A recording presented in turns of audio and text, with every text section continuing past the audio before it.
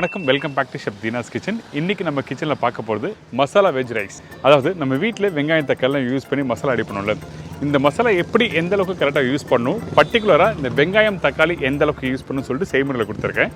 இதில் வந்து carrot, beans, அதுக்கப்புறம் பச்சை பட்டாணி, உருளைக்கிழங்கு போட்டிருக்கேன். உங்களுக்கு பிடிச்சா வேறு என்ன வெஜிடபிள்ஸ்னால் ஆட் பண்ணிக்கலாம். இந்த மசாலா ரைஸை எப்படி பண்ணுறது பார்க்க போகிறோம்.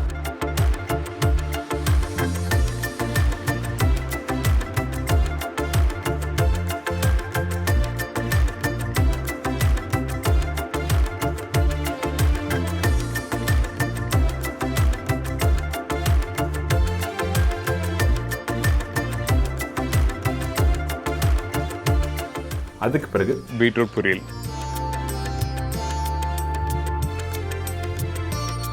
இந்த பீட்ரூட் பொரியல் பண்ணும்போது காரத்துக்கு வந்து பச்சை மிளகாய் யூஸ் பண்ணியிருப்பேன். அதுக்கப்புறம் வந்து தேங்காய் அரைச்சும் போட்டிருப்போம், தேங்காய் திருவியும் போட்டிருப்போம். எதுக்காகனா அந்த எண்ணெயோட தன்மை வந்து தெரியாமல் இருக்கிறதுக்காக தான் இந்த மாதிரி மெத்தடில் பண்ணியிருக்கேன்.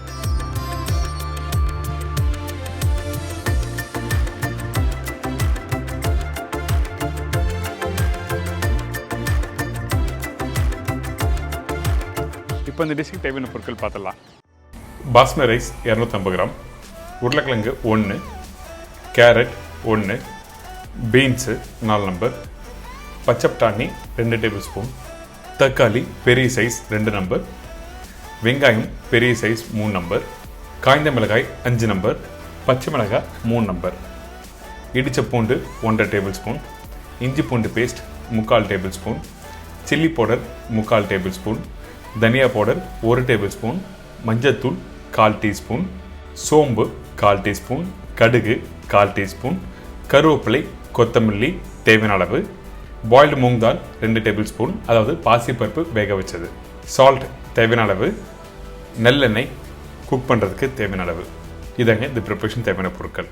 ஃபஸ்ட்டு இந்த ப்ரிப்பரேஷன் பண்ணுறதுக்கு இந்த காய்கறி எந்த அளவுக்கு நல்லா பாயில் பண்ணுறோன்னு சொல்லி பார்க்க போகிறோம். அதனால சூடாக இருக்க தண்ணியில் உருளைக்கிழங்கு, பச்சை பட்டாணி, அதுக்கப்புறம் கேரட், பீன்ஸ், இதெல்லாம் நான் சொன்ன குவான்டிட்டி கரெக்டாக கட் பண்ணி எடுத்துக்கோங்க.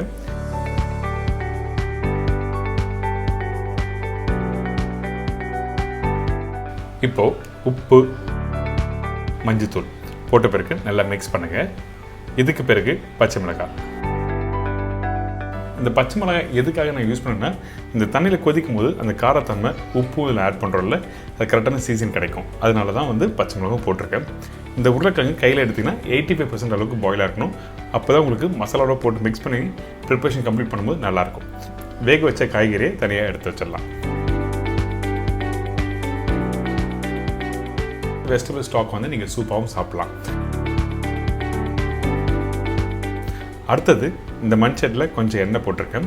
நல்லெண்ணெய் மட்டும்தான் யூஸ் பண்ணணும், அப்போ தான் நல்லாயிருக்கும். கடுகு தலைப்பு போட்டிருக்கேன். அதுக்கு பிறகு சோம்பு. இந்த ரெண்டுமே நல்லா பொரிஞ்சு வந்த பிறகு இடித்து வச்சுருக்க பூண்டு வித் ஸ்கின்னோட போட்டிருக்கேன். காஞ்ச மிளகாவும் போட்டிருக்கோம். அதுக்கப்புறம் கருவேப்பிலை.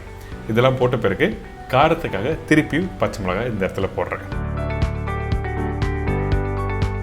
இதுக்கு பிறகு பொடிசாக கட் பண்ணி வச்சுருக்க வெங்காயம். இதில் வெங்காயமும் தக்காளியும் ரேஷியோ என்னன்னா, வெங்காயத்தோட அளவு தான் அதிகமாக இருக்கும், தக்காளியோட அளவு கம்மியாக இருக்கும். தக்காளி அதிகமாக போட்டிங்கன்னா உங்களுக்கு என்ன ஆகுதுன்னா, அந்த மசாலாவோட சேர்த்து சாப்பிடும்போது அந்த புளிப்புத்தன்மை அதிகமாக வந்தால் நல்லா இருக்காது. அதனால இந்த ப்ரிப்பரேஷன் வெங்காயம் இந்த மாதிரி வதக்கி எடுத்துருங்க. அதாவது ஒரு 90% அளவுக்கு வரும்போது அரைச்சி வச்சுருக்க இஞ்சி பூண்டு பேஸ்ட்டை இதில் போடுறோம்.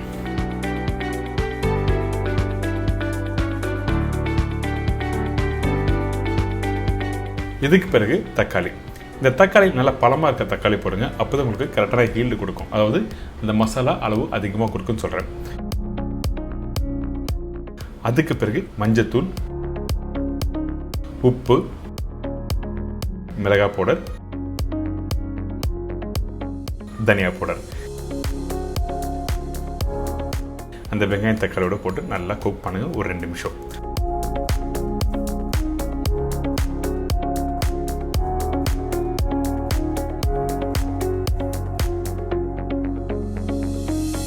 தேவையான தண்ணி ஊற்றி இந்த மசாலாவை ரெடி பண்ணுறோம். இந்த இடத்துல அந்த வெஜிடபிள்ஸ் தண்ணி இருக்குது பார்த்தீங்களா, அந்த தண்ணி நீங்கள் யூஸ் பண்ணலாம். அப்படின்னா வெஜிடபிள் ஸ்டாக் வந்து நீங்கள் சூப்பாகவும் சாப்பிட்லாம். இப்போ மசாலா ஓரளவுக்கு நல்லா வதங்கியிருக்கு. இப்போ ஒரு மூடி போட்டு நல்லா வேகட்டும் சொல்லி விட்டுருங்க. மூடி எடுத்த பிறகு திருப்பி நல்லா குக் பண்ணுங்கள். அப்போ தான் கெட்டியான ஒரு பக்கம் வரும். ஏன் கேட்டிங்கன்னா இந்த மசாலா ஸ்டீம் ஆகும்போது கண்டிப்பாக உங்களுக்கு கெட்டி ஆகாது. அதனால் மூடி எடுத்த பிறகு நல்லா குக் பண்ண சொல்கிறோம்.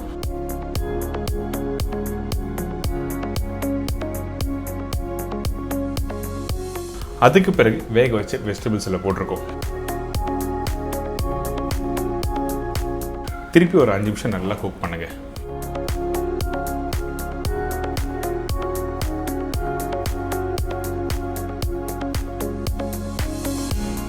இதுக்கு பிறகு பாயில் பண்ண இந்த பாசிப்பருப்பு. எதுக்காக இந்த பாயில் பண்ண பாசிப்பருப்பு இந்த இடத்துல யூஸ் பண்ணுற கேட்டிங்கன்னா, ஒன்று வந்து டேஸ்ட் எடுத்து கொடுக்கும். அப்படி இல்லைனா நீங்கள் ஸ்பைஸியாக கொஞ்சம் காரமாக பண்ணிட்டீங்கன்னா அந்த இடத்துல இந்த பாசிப்பருப்பை யூஸ் பண்ணும்போது உங்களுக்கு அந்த காரத்தோட அளவு கண்ட்ரோல் பண்ணணும். அதனால தான் பாசிப்பருப்பு யூஸ் பண்ணுறோம். ஆனால் நான் சொன்ன குவான்டிட்டிக்கு கண்டிப்பாக நீங்கள் இந்த பாசிப்பருப்பு போட்டுருங்க. பருப்பு போட்ட பிறகு திருப்பி நல்லா குக் பண்ணுங்கள். அதுக்கப்புறம் மசாலா எடுத்திங்கன்னா நல்லா கெட்டியாக வந்திருக்கும். இந்த கெட்டியாக வந்த மசாலாவை அப்படியே கொஞ்சம் எடுத்து இன்னொரு பவுலில் மாற்றி வச்சுருங்க. நம்ம பாயில் பண்ணி வச்சுருக்க அந்த ரைஸை லேயர் பை லேயராக நம்ம போட்டு தம் பண்ண போகிறோம்.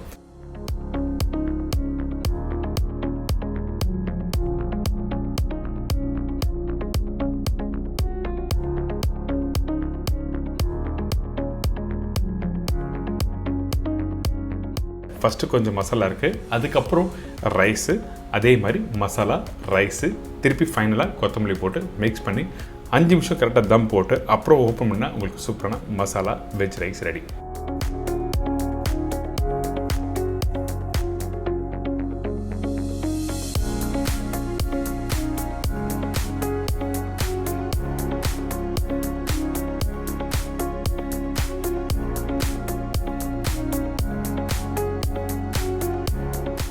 பார்த்தீங்களா, இப்போ ரெடி ஆகிடுச்சு. நீங்கள் ப்ராப்பராக 20 நிமிஷம் 30 நிமிஷம் தம்லாம் போட வேண்டியதான் இல்லை. அந்த மசாலா அந்த ரைஸோடு சேரணும். ஒன்றோட ஒன்று சேர்ந்தால் தான் நல்லாயிருக்கும் சாப்பிட்றதுக்கு. அதனால தான் 5 நிமிஷம் தம் பண்ண சொன்னேன். இப்போ நல்லா மிக்ஸ் பண்ணிவிட்டு அப்படியே எடுத்து சர்வ் பண்ணால் அருமையாக இருக்கும். இதோட வெங்காய பச்சடி அப்படிலாம் பூந்தி பச்சடி சாப்பிட்டு பாருங்கள், ஃபென்டாஸ்டிக்காக இருக்கும். என்ஜாய் பண்ணுங்கள்.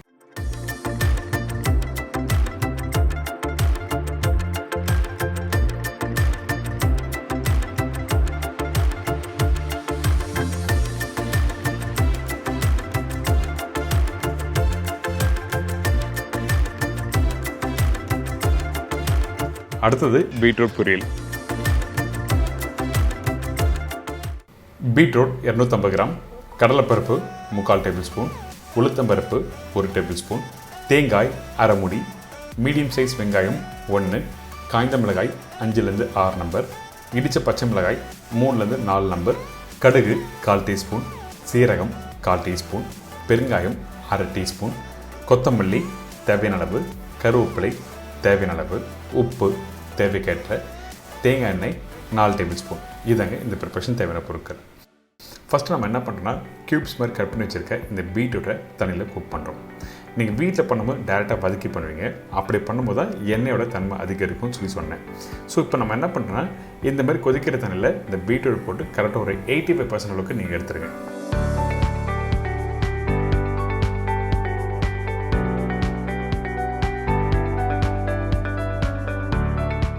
பீட்ரூட் ஆல்மோஸ்ட் இப்போ ரெடி ஆகிடுச்சு. இந்த பீட்ரூட் குக் பண்ணுற பக்கம் என்ன கேட்டிங்கன்னா, கரெக்டாக ஒரு 85% அளவுக்கு குக் பண்ணால் மட்டும் போதும். 85 to 90%.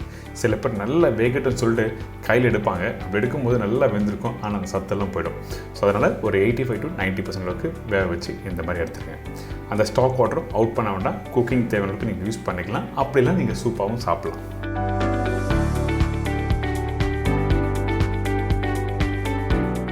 இதுக்கப்புறம் இன்னொரு மண்சட்டில் தேங்காய் எண்ணெய் எப்பவுமே குக் பண்ணும்போது ரொம்ப சூடாகக்கூடாது. லைட்டாக சூடான பிறகு நம்ம என்ன பண்ணுறோம், கடுகு, சீரகம் நல்லா பொரிஞ்சு வரட்டும். அதுக்கு பிறகு உளுத்தம்பருப்பு, கடலைப்பருப்பு. உளுத்தம்பருப்பு அதிகமாக இருக்கும், கடலைப்பருப்பு ரொம்ப கம்மியாக இருக்கும். இது எல்லா பொரியலுக்கும் பண்ணுற மெத்தட் தான். அதனால தான் கரெக்டாக உங்களுக்கு கடலைப்பருப்பு உளுத்தம்பருப்பு சொல்லியிருக்கேன். இதுக்கப்புறம் இந்த காஞ்ச மிளகாய், கருவேப்பிலை.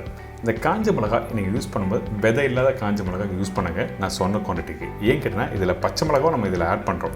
அந்த பச்சை மிளகாவும் காஞ்ச மிளகாய் விதையோடு போட்டிங்கன்னா ரொம்ப காரம் அதிகமாகிடும். அதனால நம்ம என்ன பண்ணுறோம், அந்த விதையை எடுத்த பிறகு வெறும் அந்த தோலை மட்டும் போட்டு நல்லா தாளிப்பு ரெடி பண்ணிடுறோம். இந்த பச்சை மிளகாய் அதுமாதிரி நல்லா இடித்த பச்சை மிளகாய் யூஸ் பண்ணியிருக்கேன்.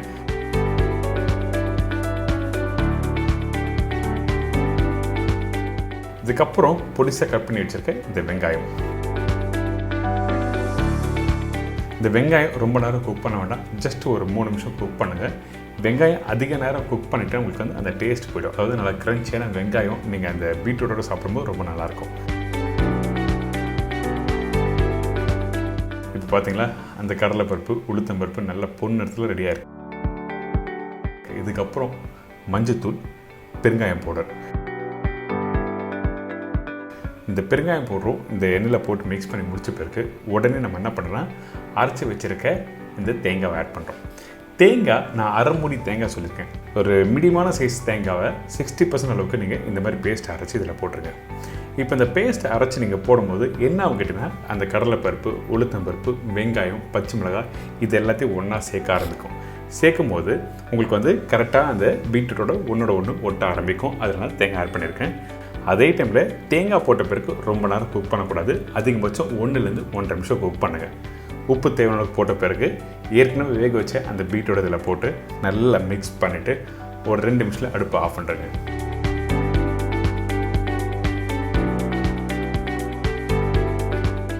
இந்த பீட்ரூட் போட்ட பிறகு திருப்பி ரொம்ப நேரம் குக் பண்ணினா அந்த தேங்காய் போட்ட பலனே கிடைக்காது. அதனால் நான் சொன்ன மாதிரி கரெக்டாக அடுப்பை ஆஃப் பண்ணுறேங்க.